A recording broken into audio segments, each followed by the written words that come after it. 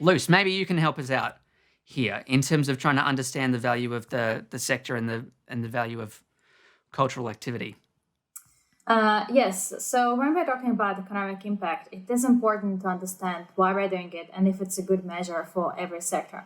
So in a traditional economy, we're just looking at jobs created and outputs created and so on for some industries that may capture majority of what is it about.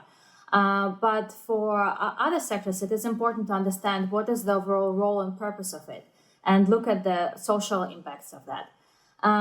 If we are comparing cultural sector to the rest of the economy, probably just jobs, GVA, and output is not going to capture everything that it creates.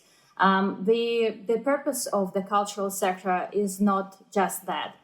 It is also just improve our well-being, improve our quality of life, improve mental health, and be there as a source of joy in our life.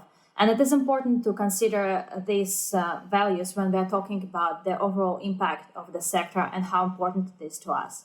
So in some countries, like in England, for example, it is mandatory to measure not only the economic impact of the sectors, but also to look at the social impact.